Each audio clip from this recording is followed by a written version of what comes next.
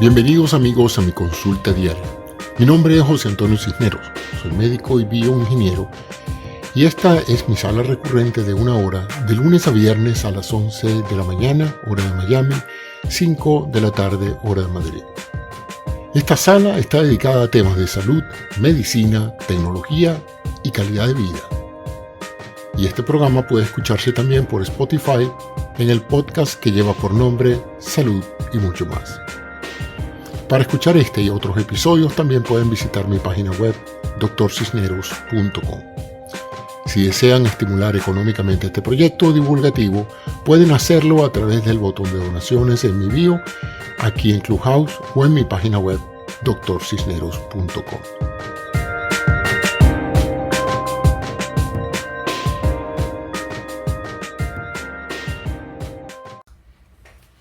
Bienvenidos amigos a un nuevo episodio de Salud y mucho más, programa de información y de opinión sobre temas de salud, medicina, tecnología y calidad de vida.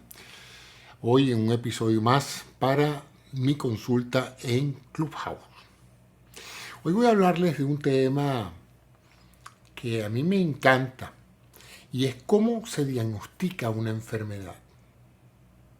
Ustedes dirán, pero es que hay muchas enfermedades. ¿Cómo es eso de cómo se diagnostica una enfermedad? Bueno, depende. Pero aún con ese depende, hay una serie de principios básicos que yo creo que es importante traer a colación para que ustedes sepan un poquito este fascinante mundo de la medicina, cómo es que se diagnostica una enfermedad. Yo diría que hay dos tipos de enfermedades, las de evolución rápida y las de evolución lenta. Las de evolución rápida, estoy sacando aquí por supuesto los accidentes, porque los accidentes son de aparición súbita. Pero los procesos de enfermedad rápida, de instalación rápida, son procesos que acontecen en días. Y los procesos de implementación o iniciación lenta son semanas y a veces hasta meses. Incluso podrían ser también hasta años. Fíjense que no estoy hablando de conductas o hábitos que toman años en generar una enfermedad. No estoy hablando de eso. Estoy hablando de en qué punto nosotros podemos hablar de que ha habido que hay una enfermedad como tal. Hoy me voy a circunscribir al área física o biológica. Me refiero a la parte corporal. No voy a hablar de la enfermedad mental, porque eso es otro asunto. La instalación o el diagnóstico de una enfermedad mental. O sea que me voy a concentrar en la enfermedad del cuerpo. Entonces, como les dije, hay enfermedades de instalación lenta y de instalación rápida. Sin embargo, en ambas hay un punto que podríamos decir que la enfermedad está presente, pero no podemos detectarla. Ese umbral, ese punto mediante el cual la enfermedad ya empezó, ya está causando daño, ya está causando anomalías, ese punto donde todavía nuestros instrumentos, nuestros exámenes de laboratorio o de imágenes no la pueden detectar, se dice que la enfermedad se encuentra en una fase subclínica, es decir, por debajo de la clínica. La clínica es la habilidad médica o el conjunto de técnicas médicas para documentar y tratar una enfermedad. Eso es lo que se llama la clínica. Entonces, si está subclínica, significa que cuando usted va a un médico, aun cuando usted está enfermo, el médico no puede detectar ninguna anomalía, ninguna alteración y por lo tanto no le puede decir que tiene, porque todavía no está en capacidad de detectarla, aun cuando la enfermedad está en progreso. Un ejemplo clásico son los tumores malignos, ¿verdad? Un cáncer. Un cáncer puede ir evolucionando y estar prácticamente integrado por una anomalía tan pequeña, de menos de medio milímetro de tamaño, y no aparecer en los exámenes de diagnóstico por imágenes, no haber dado modificaciones bioquímicas, no haber alterado ningún aspecto físico como el peso, la piel, nada. Usted no siente síntomas tampoco, no hay síntomas ni signos. Entonces, a pesar de que usted está ya enfermo de cáncer, usted no tiene forma de saber si usted está enfermo de cáncer. Cada día se desarrollan nuevas técnicas para bajar ese umbral clínico, es decir, para detectar las enfermedades más precozmente. Sin embargo, dependiendo de la enfermedad, solamente se pueden diagnosticar una vez que ya han pasado el umbral diagnóstico, el umbral clínico. Las enfermedades se pueden documentar en función de dos cambios que ellas producen en el organismo. Una es el cambio morfológico, es decir, hay una afectación de un órgano o de alguna estructura, y hay un cambio funcional. En esos cambios, en el caso de los cambios funcionales, el órgano pareciera estar intacto, pero no funciona bien. Entonces, las enfermedades pueden ser predominantemente morfológicas y eventualmente, por supuesto, que el daño al órgano es muy grande y termina afectándose la esfera funcional, o predominantemente funcional, es decir, ya el órgano funciona mal, pero no hay mucha demostración de qué puede o no puede estar pasando. Un ejemplo de un cambio morfológico, por ejemplo, puede ser un pequeño tumor a nivel del pulmón. Tan pequeño que no ha dado síntomas, no ha dado pérdida de peso, no ha dado ninguna modificación en su química sanguínea, sus valores de laboratorio están todos dentro de límites normales, pero algún médico curioso le dijo, ¿usted fuma? Sí, yo he fumado. Vamos a hacerle una radiografía de tórax. Y ¡pac! Ahí aparece la manchita en el pulmón. Ahí aparece la tumoración. ¿Qué pasa? Ya hay un cambio morfológico. Se ha cambiado la morfología del pulmón. Hay una masa.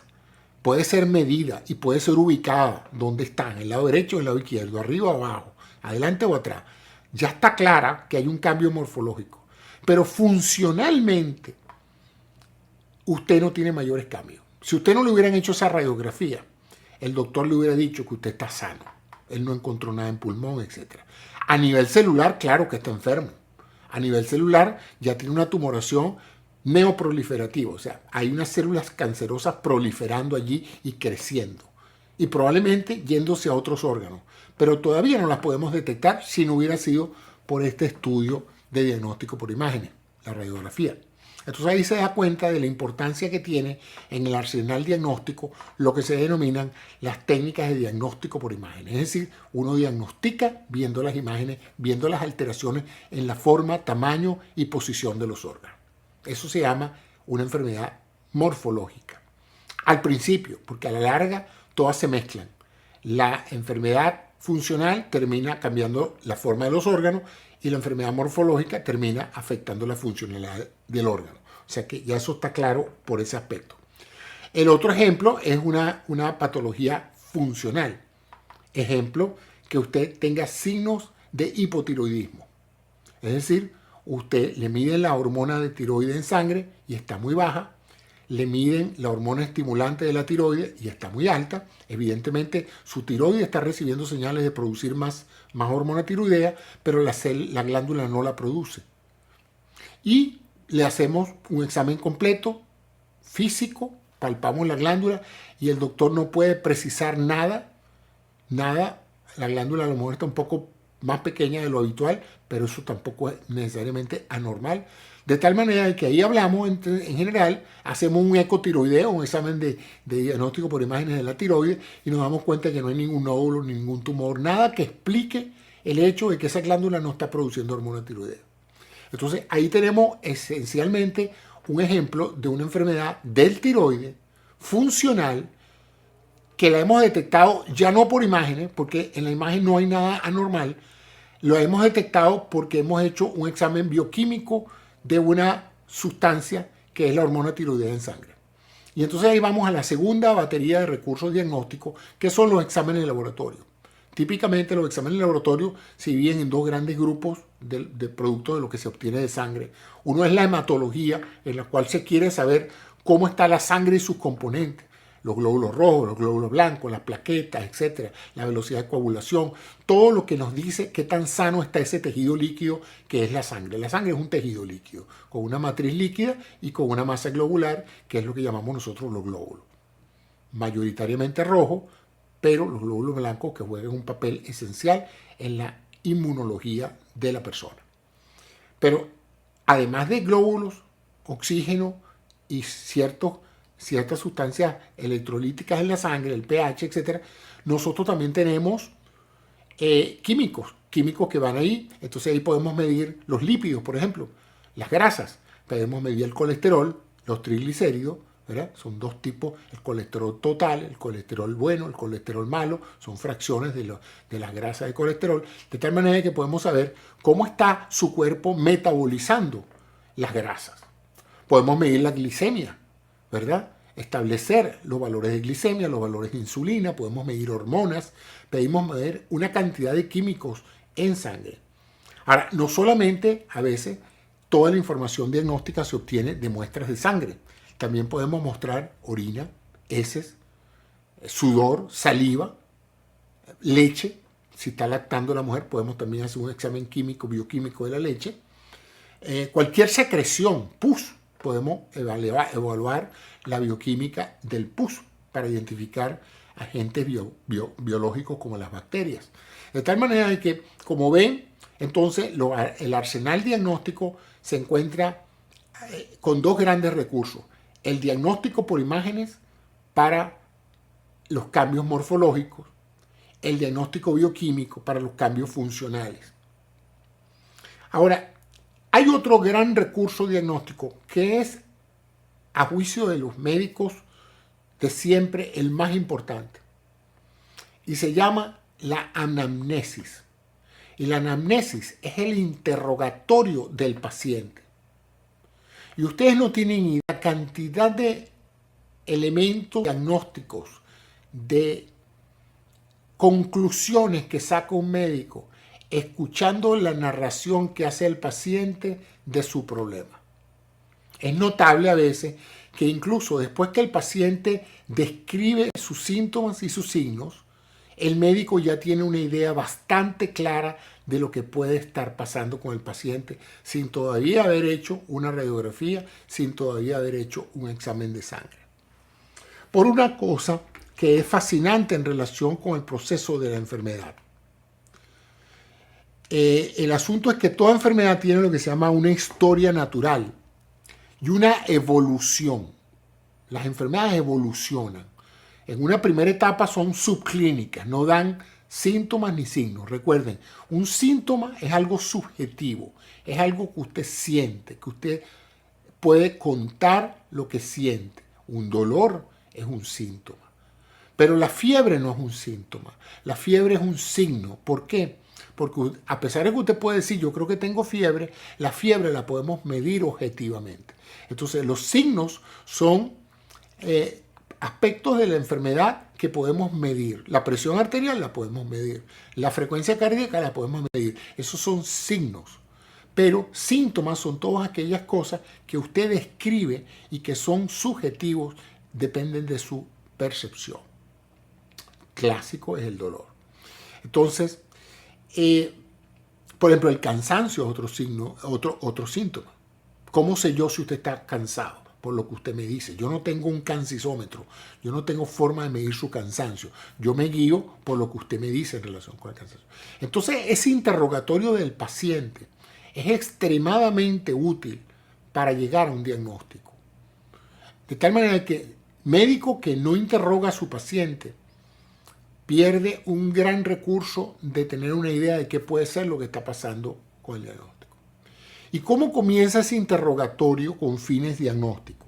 Ese interrogatorio comienza por su historia familiar, porque usted le cuenta al paciente de qué se enfermaron sus padres y sus abuelos, quién ha tenido cáncer en la familia, quién se ha muerto de una enfermedad cardiovascular, quién ha padecido depresión en la familia, ha habido suicidios. Todas esas informaciones son importantes, no porque eso vaya definitivamente a señalar que usted debe tener lo mismo, ¿no? Sino porque eso le da al médico una idea más aproximada de sus factores de riesgo, porque hay muchas enfermedades que tienen un origen genético y por lo tanto, si son muy prevalentes en sus ancestros, pues pueden de una u otra manera ser la causa de su padecimiento actual. Entonces, sin duda alguna que ese interrogatorio de la historia familiar es muy importante para que el doctor se vaya orientando en relación a su caso. La segunda parte de la anamnesis es el interrogatorio ya de su experiencia de vida, ¿verdad? Cuándo se desarrolló, cuándo tuvo su primera menarquia, si es una joven, las enfermedades que haya tenido, las infecciones que haya tenido, los accidentes que haya tenido, las vacunas que haya tenido, los sitios que haya visitado, si ha ido a países, si ha ido a cuevas, si ha estado en contacto con animales salvajes, si nunca ha salido de la ciudad, si ha practicado actividad física, cómo es su dieta, la importancia de la dieta, qué come, qué no come, qué cosas le causan alergia. Toda esa información es preciosa y esa información es esencial que la recabe el médico o a quien él designe para que él pueda tener una idea más clara de cuáles pueden ser sus probables diagnósticos. Porque los médicos no hacen usualmente un diagnóstico, sino que ellos hacen lo que se llama unos diagnósticos probables, ¿verdad? En los cuales ellos jerarquizan lo que ellos piensan más probable que puede ser la causa de su enfermedad, cuál enfermedad y cuál es la causa de la enfermedad, y así van por orden creando una cierta jerarquía. Entonces, una vez que el médico tiene esa información recabada sobre su historia familiar, su historia personal, el médico pasa a otra fuente de diagnóstico, muy importante, el examen físico. Le pide que se acueste y progresivamente de cabeza a pie el médico debe hacer un examen físico de todas las cosas que él puede objetivizar. Él le toca la cabeza, ve si hay alguna deformación, alguna alteración en la conformación de la cabeza, le mira los ojos, puede hacer pruebas de la reacción pupilar a la luz, puede ser que tenga un oftalmoscopio, que es un aparato que se usa para ver el fondo de ojo. Si está entrenado puede perfectamente hacer un fondo de ojo y documentar algún cambio en la retina o en los espacios oculares. Debe ver la garganta, debe ver la faringe, debe ver la nariz, los oídos, debe palpar el cuello buscando masas ganglionares, buscando tumoraciones, debe ocultar el cuello para ver si hay soplos en los vasos carotídeos, en las arterias que llevan sangre al cerebro. Luego, pasando por el tórax, debe examinar el tórax, ver cómo se expande, cómo es su tipo de respiración, usar el estetoscopio u otro método más moderno para ver cómo es la ventilación de sus pulmones, si entra aire en forma adecuada, si en esa entrada y salida de aire se producen ruidos de algún tipo que sugieran obstrucción o que sugieran congestión o áreas del pulmón que no se están ventilando adecuadamente. Luego pasa al abdomen. En el área torácica también evalúa el corazón, los ruidos cardíacos, documenta la presencia o no de soplos que revelan alteraciones en el flujo, ¿verdad? Áreas de turbulencia que produzcan soplos que pueden acontecer en la etapa de eyección y se llaman sistólicos, o en la etapa de eyección y se llaman diastólicos. Puede de alguna u otra manera evaluar la presencia de congestión en los vasos que llegan al corazón, que se traducen en venas dilatadas, etc. Palpar los pulsos en los miembros superiores, proceder al abdomen. En el abdomen tratamos de ver si podemos documentar el crecimiento de ciertos órganos, como el vaso, que el aumento del tamaño del vaso puede ser común en muchas enfermedades. Eso se llama una esplenomegalia, es decir, el vaso grande. O puede ser el hígado, y el hígado entonces se ve grande, se pueden tocar los bordes del hígado por un hígado aumentado de tamaño, y en esos casos hablaríamos de una hepatomegalia, es decir, un aumento del tamaño del hígado, ¿verdad? Podemos evaluar un poco la actividad digestiva por los ruidos, la peristalsia que ocurre si hay ruidos hidroaéreos en el abdomen. Podemos ocultar el abdomen para documentar soplos en la aorta abdominal que puedan sugerir problemas de coartación aórtica o problemas de estenosis aórtica con flujo anormal. Y así nos vamos por la pelvis tratando de evaluar una serie de aspectos ganglionares, hernias. Seguimos hacia los miembros inferiores, Ahí empezamos a medir los reflejos, la masa muscular, el tono muscular, los reflejos a nivel patelar de la rodilla, a nivel del tobillo, el reflejo aquiliano, etc. Una serie de reflejos para darnos cuenta de si sus reflejos motores están conservados y de su sensorio. Hacemos pruebas tratando de que usted nos describa si siente en todas las partes de su cuerpo, si siente diferencias térmicas, si siente diferencias de textura, para uno tener una idea de su sistema nervioso, si está funcionando o no, si está recibiendo señales sensoriales o no, o si ya hay áreas de anestesia, si las áreas motoras están conservadas. Lo paramos y lo mandamos a caminar, lo mandamos a pararse en cierta forma con los ojos cerrados para saber si usted conserva el sentido del equilibrio o si hay alguna alteración nerviosa a nivel cerebral o vertebral que sugiera que usted tiene problemas neurológicos. Todo eso se recopila en el examen físico. De allí ustedes podrán entender la razón de la importancia de que un médico haga un examen físico. Si un médico no hace un examen físico, presumo que él debe asumir que todo eso está bien, pero puede no estar bien y el paciente puede no haberse dado cuenta de que está bien. En cuyo caso el médico ha perdido una excelente oportunidad de hacer una buena medicina. Entonces, resumiendo, el diagnóstico médico se hace en función de que ya haya alteraciones de síntomas y signos que sugieran la enfermedad. También puede ser iniciado cuando las pruebas de laboratorio que se hagan de rutina o las pruebas de imágenes que también pueden ser de rutina o de despistaje, como también se le dice, puedan documentar la presencia de una anomalía antes de que el paciente tenga síntomas. Por ejemplo, las mujeres con la mamografía. Una mujer normal piensa que está sana, se hace una mamografía de control de pesquisa y notan una presencia de una anomalía en la mama que sugiere mayor estudio. Le hacen una mamografía diagnóstica y en esa mamografía diagnóstica identifican una tumoración de aspecto maligno. Bueno, ya hay una enfermedad la cual se hizo posible por la detección con la mamografía. De lo contrario, la señora hubiera podido seguir unos cuantos meses más hasta que eventualmente el cáncer hubiera avanzado a una estadía mucho más grande y ya no hubiera mucho que hacer. Entonces, eso es importante entenderlo. Entonces, fíjense, la anamnesis, averiguar la historia familiar, averiguar la historia personal, hacer un buen examen físico y en función de esa primera consulta, decidir qué tipos de exámenes de laboratorio y qué tipo de exámenes de imágenes se deben hacer para documentar si realmente la persona está sana o si la persona está padeciendo de una enfermedad y todavía no se ha enterado. Y en relación con eso, entonces se empieza o no un tratamiento en función de los hallazgos del examen físico, de la historia o de los exámenes de laboratorio.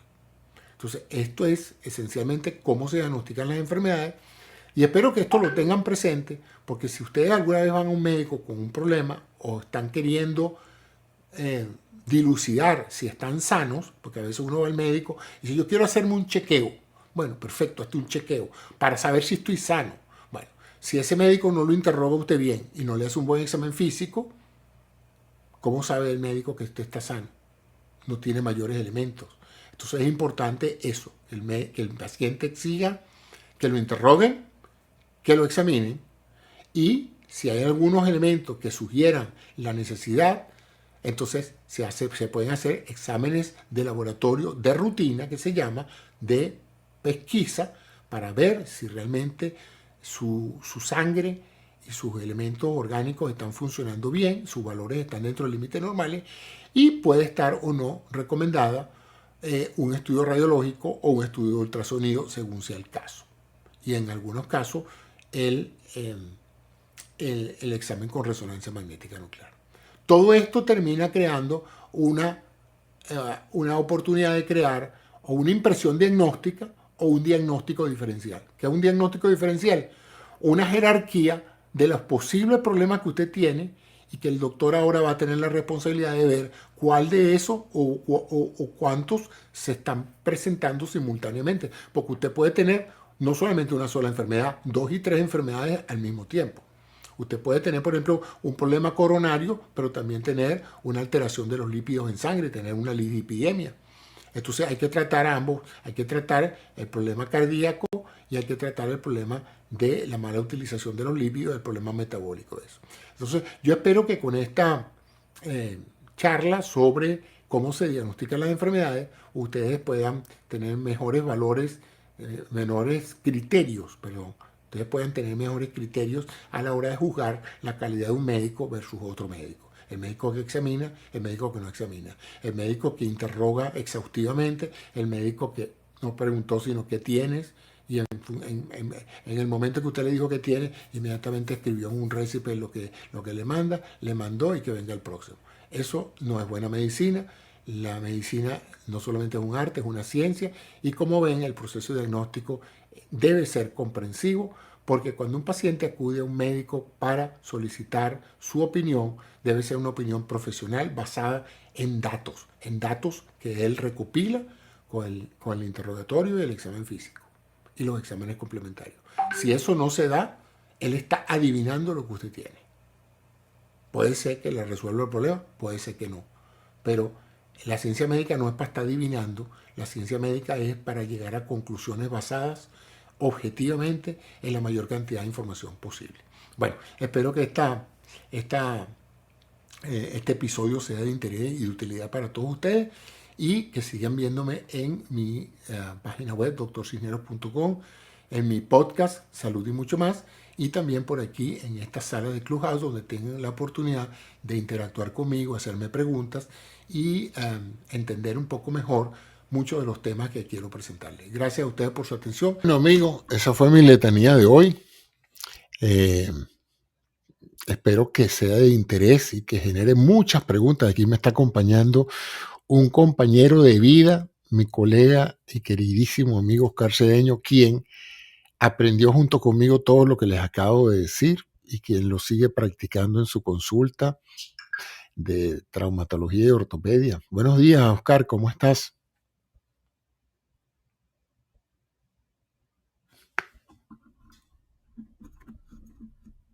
¿Me estás escuchando, Oscar? A lo mejor vas a tener que salir y volver a entrar, porque no sé si me estás escuchando.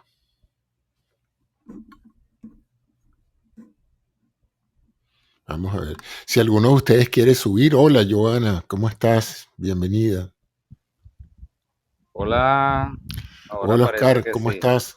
Hermano, ¿cómo estás? Gusto en saludarte. Disculpa Bien, como chico, siempre aquí que llego repasando tarde. muchas de las cosas que aprendimos tú y yo juntos allá en la escuela de medicina, cuando se hacía medicina de la buena. Bueno, quizás se siga haciendo de la buena, lo que no sería tan abundante porque hay mucha dependencia tecnológica, pero ese es el camino y allá vamos y los que crecimos en un modo de hacer las cosas y creemos en eso, nos apegamos pues a ello. Yo creo que eso tiene que ver mucho con el deseo de permanecer humano. Si uno quiere ser demasiado tecnológico, a lo mejor no es todo lo médico que quisiera ser. Uno hace el esfuerzo, no siempre puede.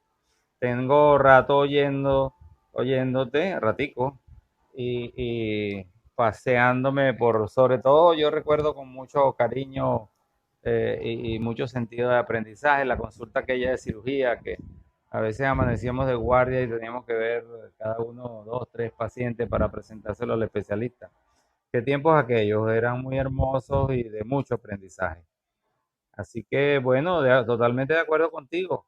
Es un acto complejo que hay que hacer sistemático para no olvidar lo importante y basarse luego en los exámenes colaterales, como bien dijiste tú, los que se deban pedir y los que no, porque sobre todo en nuestros tiempos y en la mayoría de los países más desarrollados o menos, eso cuesta mucha plata y o lo paga el paciente o lo paga el seguro. Entonces hay que objetivar eso y pedirlo con conciencia, pues es como yo hago y trato de hacer.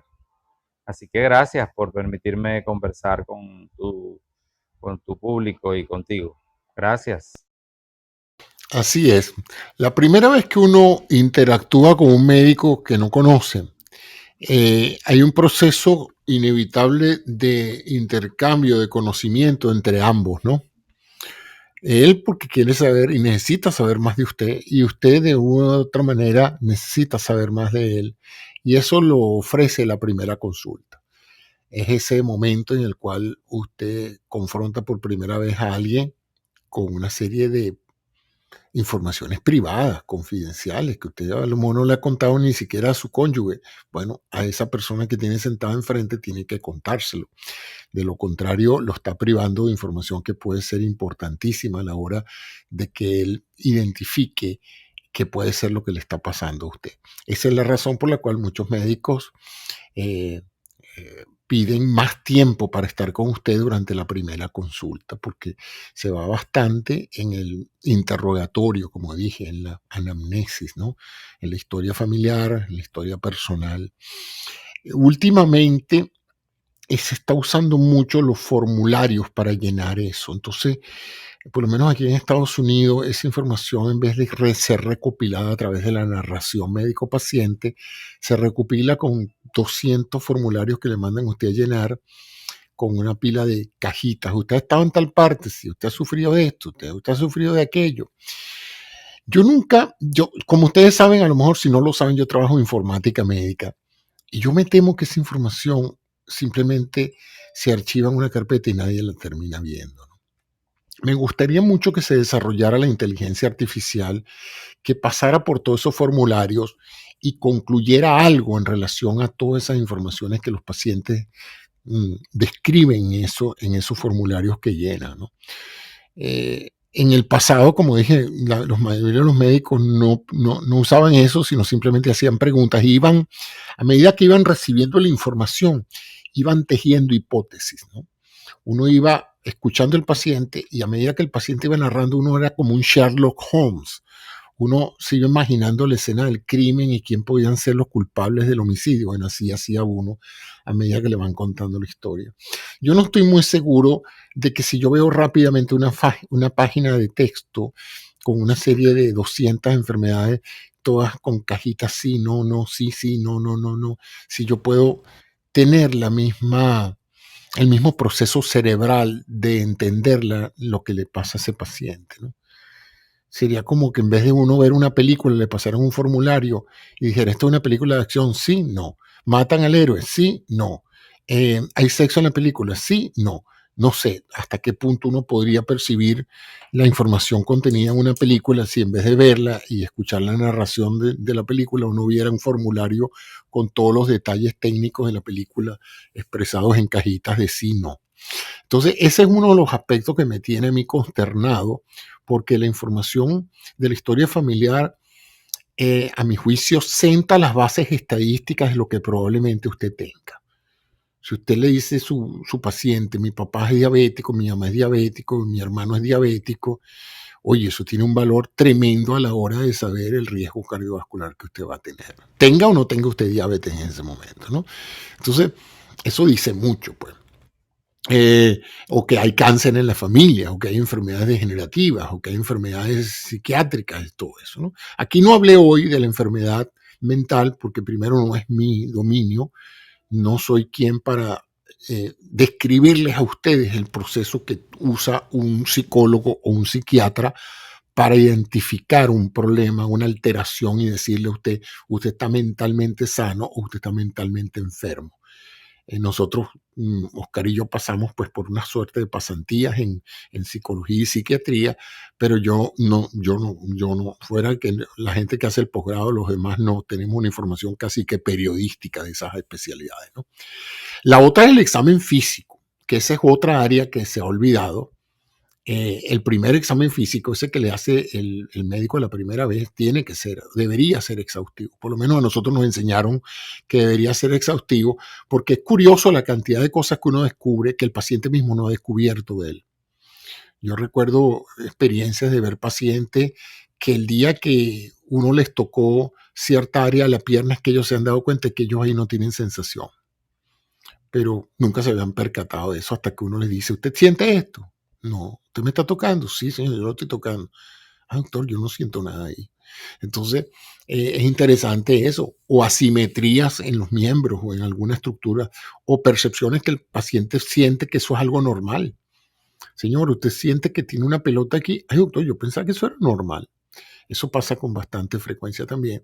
Y es algo que a mi juicio debe ser hecho con habilidad y sobre todo con rigurosidad. El examen físico es más, chico, era algo que uno disfrutaba. Yo disfrutaba, dos de las cosas que yo más disfrutaba de la actividad médica es la narrativa del paciente de su problema y el examen físico. La narrativa porque es un cuento y todos los cuentos, unos que otros, son bastante interesantes, sobre todo si uno pregunta adecuadamente, se tornan en cuentos muy interesantes que hacen que el paciente sienta que uno en realidad se está preocupando por ellos, ¿no? Y por otra parte, el examen físico es indagatorio, es interesante probar y reprobar las cosas que uno ha aprendido para saber si hay alguna anomalía.